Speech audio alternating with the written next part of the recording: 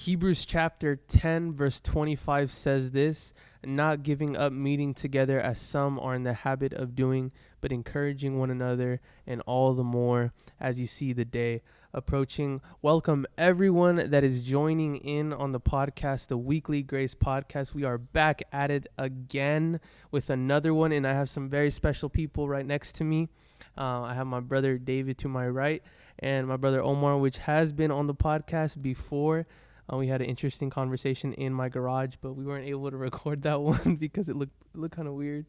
But yes, we are here. As you can see, we have a different table with us because someone else is using the one that we usually use. So that's why you see that's white.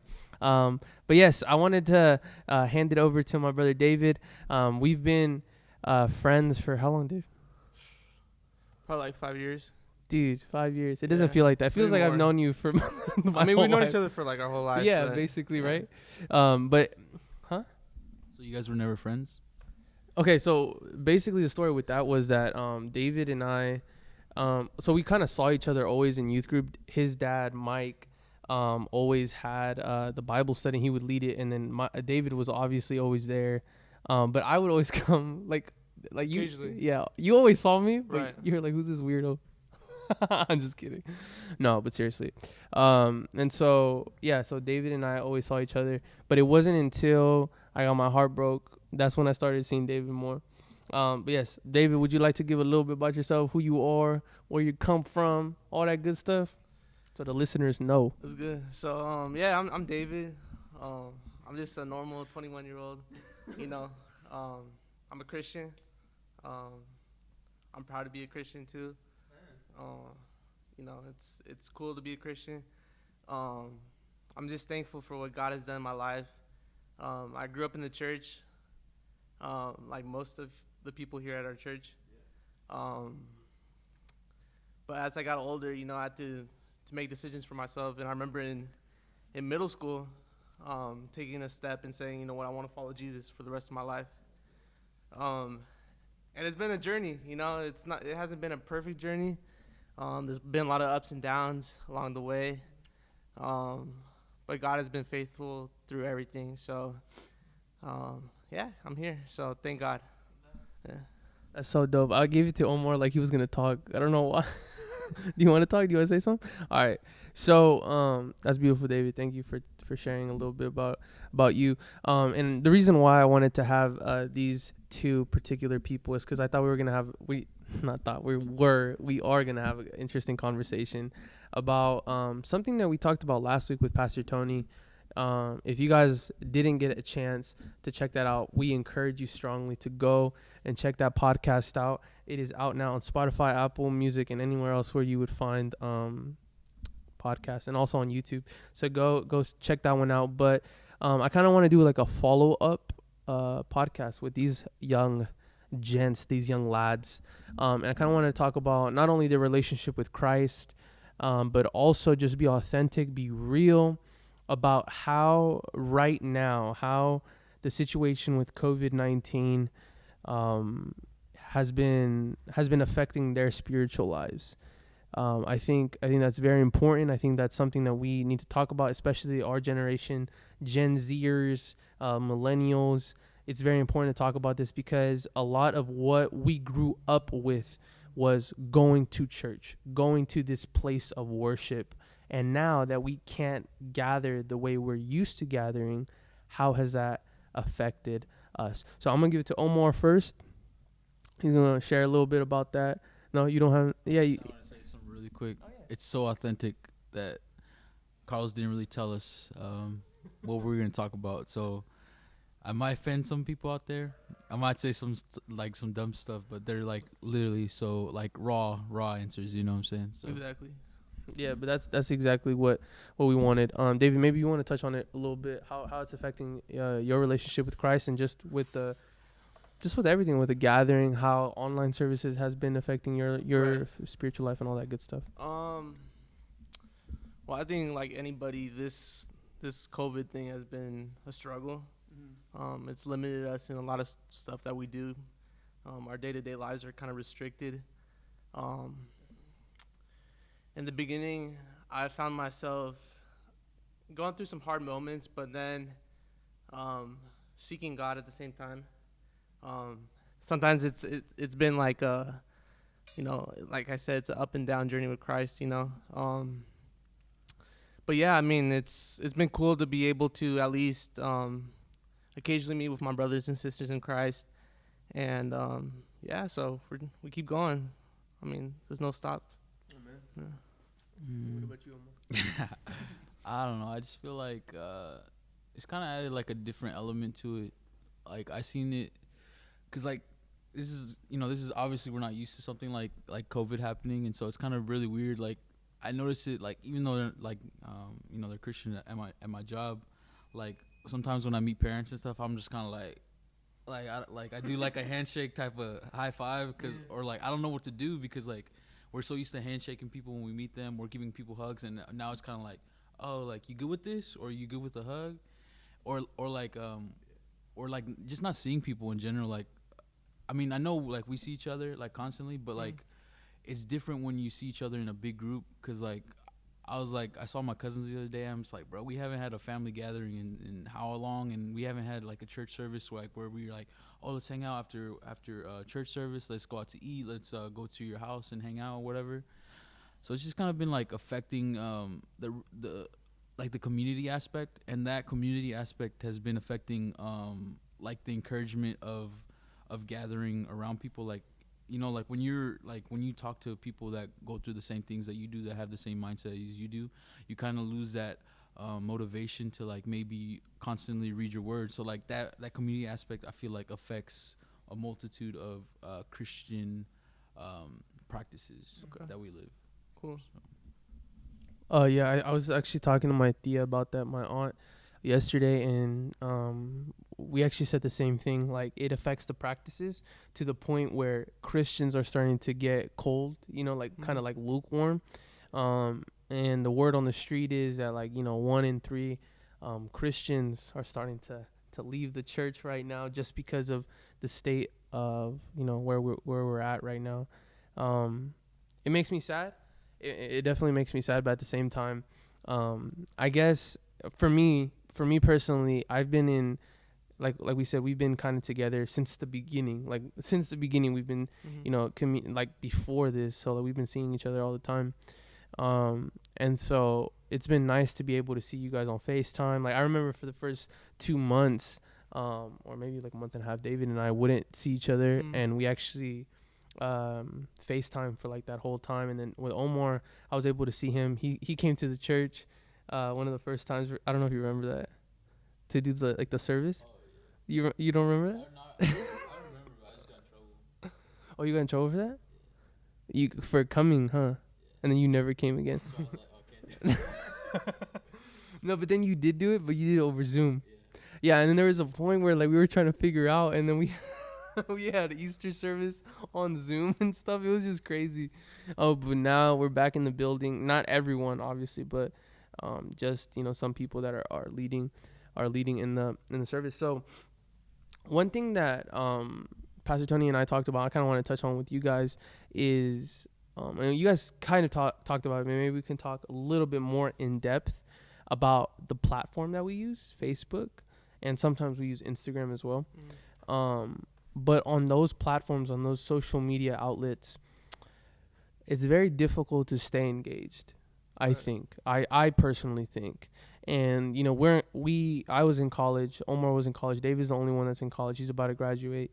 But we have come across a couple studies about social media, or at least I have, and we've seen that social media doesn't really do anything positive. There's actually more negatives than positives, and one of those negatives is that disengagement factor, where we don't see people like engaging with one another. Instead, it's like this disconnect, right? And people, it has that opposite effect on people.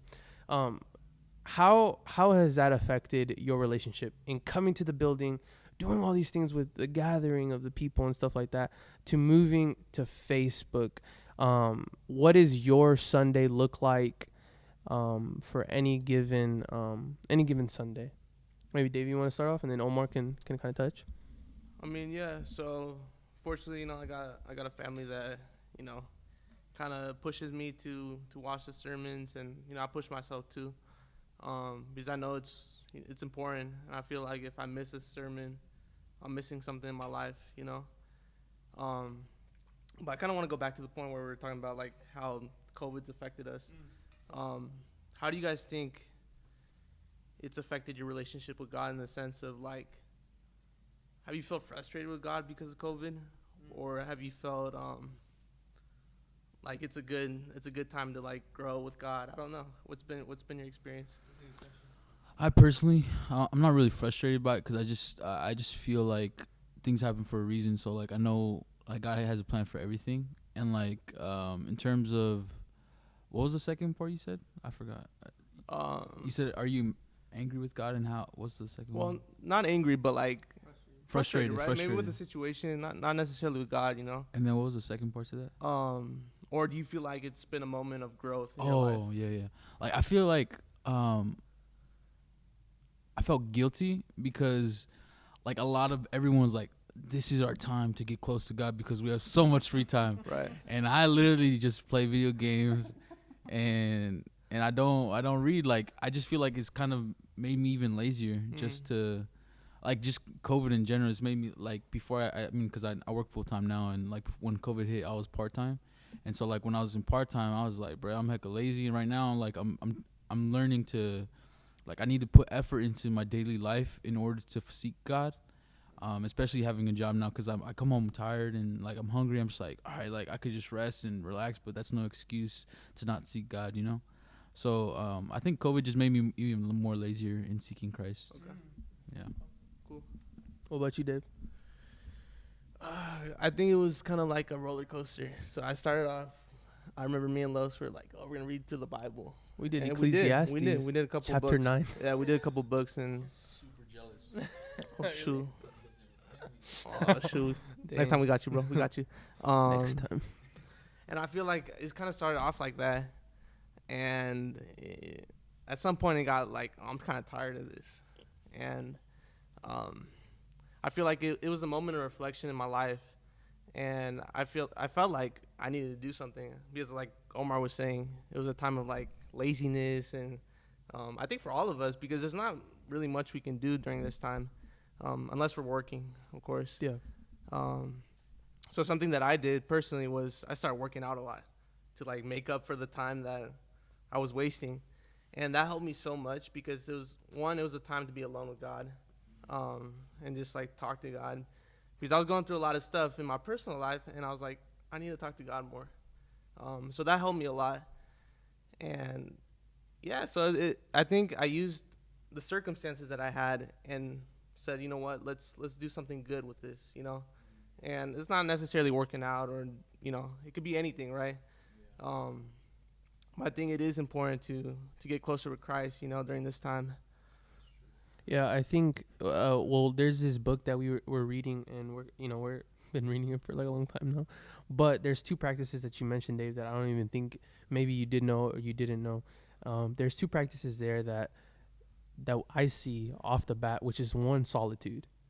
Solitude is one of the most important things, and another one is taking care of your body. I think a lot of people don't know or don't feel like taking care of your body is a practice, but it actually is a practice, because if we're not honoring the body, that's the chapter, right? Honoring the body. If we're not honoring the body, then are we actually in a way worshiping Christ with what he has given us, right? And that's working out. But then also killing two birds with one stone, it's that solitude factor and just being alone. So back to your question, and I think it's a really good question, being frustrated or were you getting connected with God? I think it's the same thing for me, but it was this. For me, it was kind of frustrating in the beginning, just because I'm a leader of this smaller youth group, church, like a ministry, and I felt like we were doing something special. I didn't feel we are doing something special, just with the community and just everything like that. And then all of a sudden, it was a halt. And I remember the day it happened so clearly, so vividly, because I started asking Pastor Tony. I was like, Pastor Tony, what are we gonna do? Like, there's more and more kids that are coming to the church, and a lot of the volunteers are starting to get weary. They're starting to get tired. They're starting to get burdened with this. What can we do? And then all of a sudden, boom, COVID hit, like right when we were having those conversations. Right. And so there was two things. First, I was frustrated because I felt like we had something going.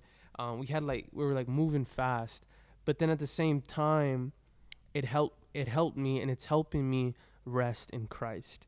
Although I don't do this perfectly, I think resting in Him right now is something that I've been learning through this 5-month period, because it was just go, and I think that was for everybody, especially in this society, in this country that we live in. We're taught from the get-go, like, you need to grind. Yeah. Don't stop, right? But it literally forced a lot of people, I would say like 80%, 90% of the population in the United States, not even the United States, the world, to just pause and say, hey, you have nothing else. Like, what are you going to do? Right? Like, what are you going to do now? Yeah. So for me, it was kind of like that. I think that was the good question. Do you have something to say? Nah. I mean, there's no perfect way to sum it up. I think is Yeah, of course. Resting in His plan. I think Los was kind of hinting at that. I think it's easy to get frustrated with your circumstances, but when you use your circumstances and you say, you know what, I can make the best out of this, and you put your faith in Christ, God is going to do something through that. And it might be something small. It might be character change. It might be just growth. But at the end of the day, it's going to make you a better person.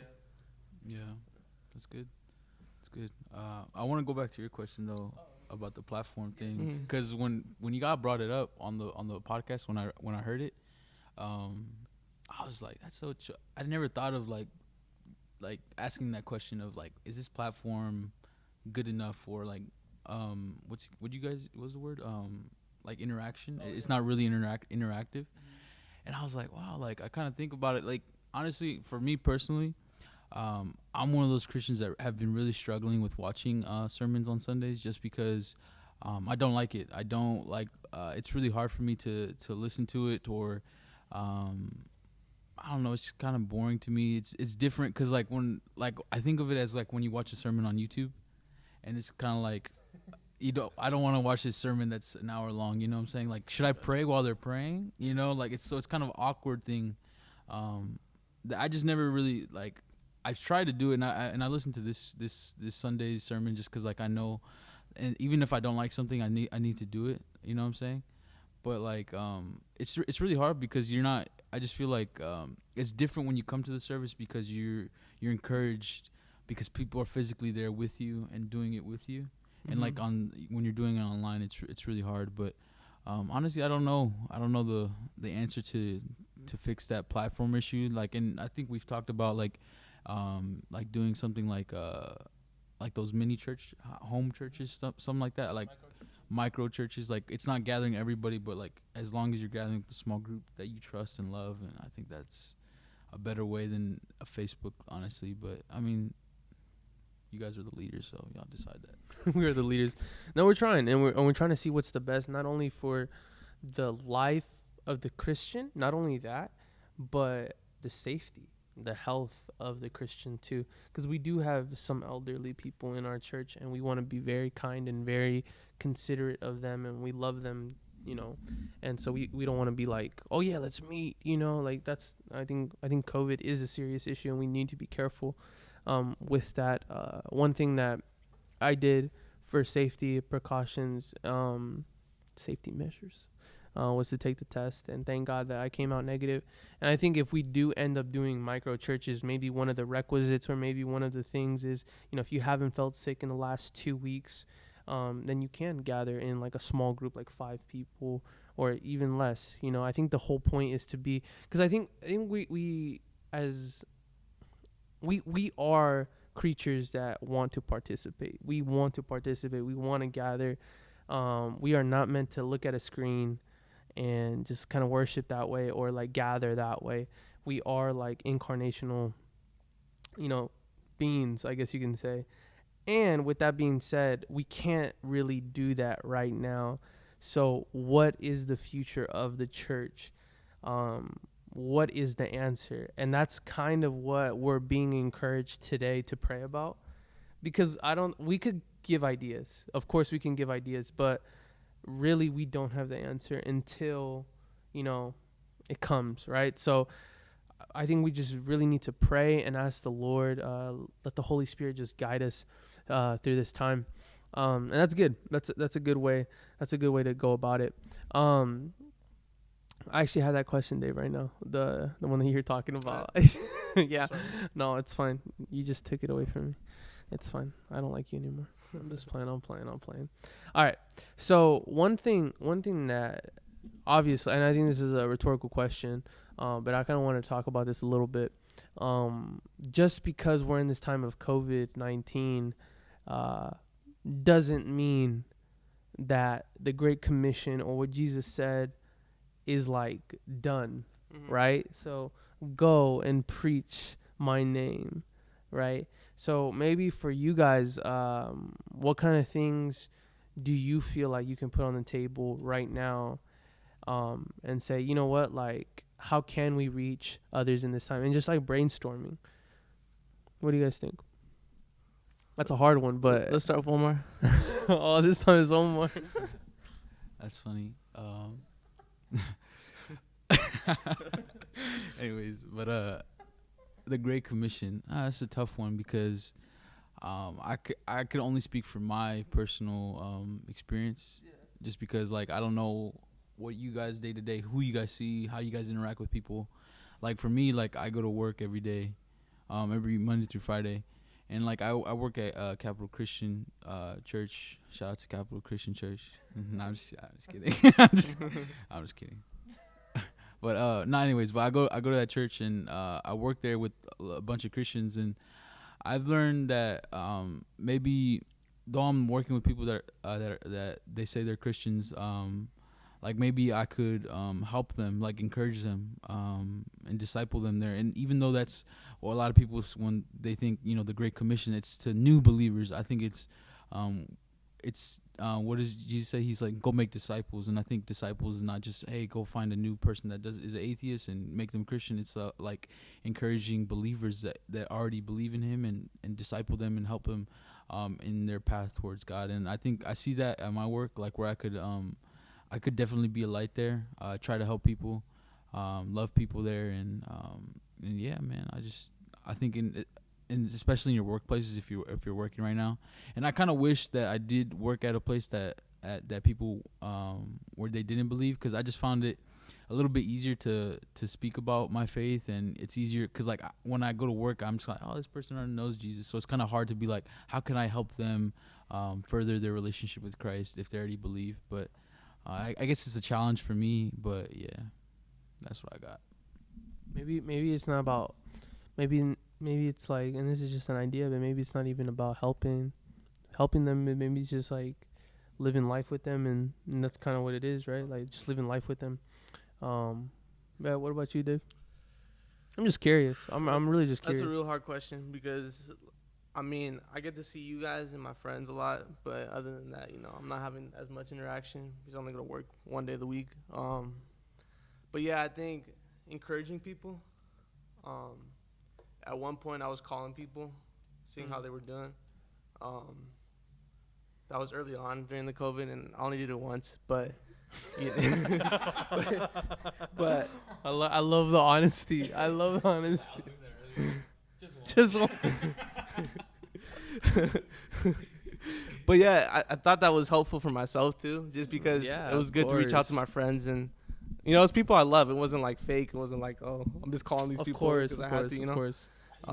I called you. You can Yeah. call me.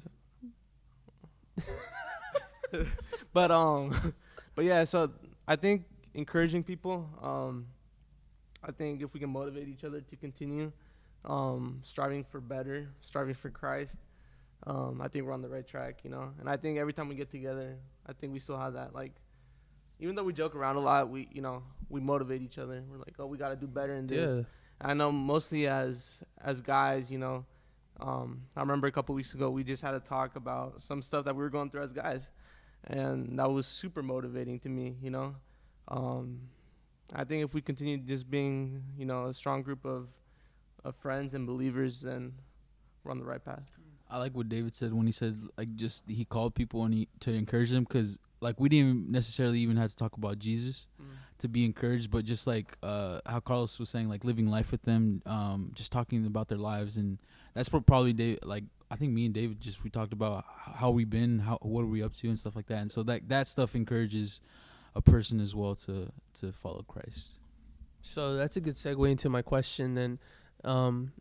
And I think we kind of answered it, but maybe you guys can go a little bit more in depth, because I think one of the call to action in this podcast, and you know, I'm trying to have a call to action in every podcast so that the people listening can not only listen but be encouraged, one, and then take action, right? Take action after hearing it. So my question was, you know, what advice can you give to the young Christians or just Christians in general that are listening to this, trying to find their way through all of this madness? I think David and Omar, you guys both touched on this, but it's essentially, you know, encouraging one another. And it's like, okay, we can't encourage people inside. We can't really interact that much if you haven't seen this person, just to stay safe for them, their family, and your own family. But maybe it is about me calling them or texting them or something like that, but actually do it. How many times have you said, oh, I'm going to text that person or I'm going to call that person, but you actually don't do it? I've done it a million times. I don't know if you guys have. You know, Omar probably has, and Dave has. Yeah. You did that yesterday? I was gonna call your girlfriend. You're gonna what? I was gonna call your girlfriend. You can call Lisa? Whoa. Oh, okay. No, That's kind of weird. I'm just, it's like I get all mad. But then I was like, No, yeah. No, but that's what I'm saying. Like, this is one thing. Recently I've been getting into like going to places in Sacramento and just jumping off of like, kind of, it's not like a cliff, but it's like 25 feet, 30 feet. Right. Yeah. And so one thing that you do when you're up there is if you think about it too much, what happens? You freeze. You freeze and you can't do it, bro. Like, you're just so scared. But then there's always that person that says, full send, and you just do it, right?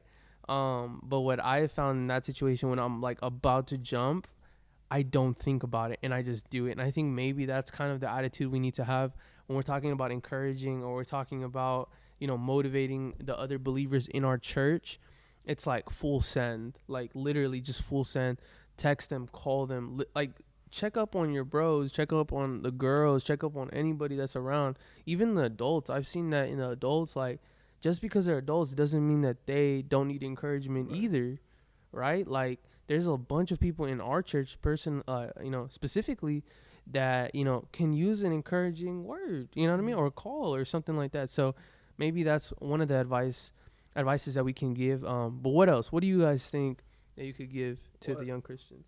Well, I think a good example of this was, without giving any personal business, but Pastor Tony actually hit me up a couple months ago, and it was during a time when his family member was like really sick, and he literally didn't have to hit me up, but he hit me up just to check on how I was, and that meant a lot to me, because it was like, wait, you should be caring about somebody else, not me. Like, Or like, I should be calling you. I should be calling you. Yeah. But he sent a message and it encouraged me, and it showed me that like I shouldn't put myself above others. That's good. It's so easy, mostly during this time, because literally most of us are just inside, you know. And I think it's important to like remember, oh yeah, there's other people, you know. I need to send a message, you know. I need to reach out and see how they're doing. Man, bro. Are you gonna say? Are you gonna say something? I had some closing statements. Oh, closing. Okay. Before you close. Dang, that was like a deep Dave. Not but for real though. Like that's because like before I say anything about myself, like I just want to say I've been a really rough season of how do you say just being like a depressed Christian, just being away from God. And so like I'm nowhere near perfect. I am so far away from Jesus sometimes, and I feel that now, like just because of sin or because the community aspect or me not reading, not praying constantly. So I'm not a perfect Christian. But before, like I realized some advice for the young bucks. I say like the most important thing I've noticed in like my life is like ministering to my family and trying to be like talking to them even if they're Christian, like because my parents are Catholic and my family's Catholic, but like I noticed that like caring about them, how David's saying like when Pastor Tony his family member was sick and he reached out to him, like sometimes I come home really tired, I come home exhausted, I just want to like sit in my bed, play video games, and not talk to anybody. But like my mom needs people to talk to. Like she has no friends, and like she came from Mexico, and she has no family here. All her family's in Mexico. All her friends are in Mexico, and so literally like the people that she talks to are in her home. And if I come home and just play video games all day, then who is she talking to? And like I see that with my mom, I see that with my dad. Like where I need to conversate. And like people are like, oh wow, like Omar's such a bad kid. Yeah, I mean it's something I struggle with because like when I was younger, I never had that aspect of I never realized I needed to talk to my parents like but now that I'm older, like I'm realizing like man, like I should really put effort into my relationships with my parents, not just because I love them but also because I want them to follow Jesus. I'm not saying that they don't, but I'm just saying like I want them to have a closer relationship with Christ. So I see that like I think that's the most important thing, like the like first thing, like I think you always say like your first ministry is always with your family. So I think that's really important. So Definitely your first ministry is your family. And then the one other thing, just to kind of like go on top of what you said, Omar and David, I think at the core of it, it's just like being intentional with what you do, being intentional with everything that you do. When we send a text, why are we sending a text? Are we just sending a text to kind of like, oh, okay, I got done with that check box? Nah, it's like, no, we're doing this because we actually love this person, because we actually care for this person. Am I going to talk to this person, my mom or whoever it is? No, I'm going to do this intentionally because I love her. Like I genuinely love her, and I know this is what God is calling me to do. So yeah, that's kind of where I wanted to stop with this conversation. But I just want to thank you guys so much again for coming on, and I know they're gonna enjoy it. I hope you guys enjoyed it as well. Yeah, it was cool. But one more closing statement that I wanted to say is thanks so much. One last closing statement that I wanted to end off with is this, and this is what we ended up last week. He is faithful, he is patient, and he is in control. Remember that last one right now. He is in control. My girls and my guys, right now it's tough. COVID is tough. A lot of people I know, depression and anxiety are through the roof right now. But I do want to give you this, that he is faithful and he is patient and he is in control. So let us call upon him today. We love you guys, and we hope this encouraged you as much as it encouraged us filming it and recording it. We love you, and until next time. Peace.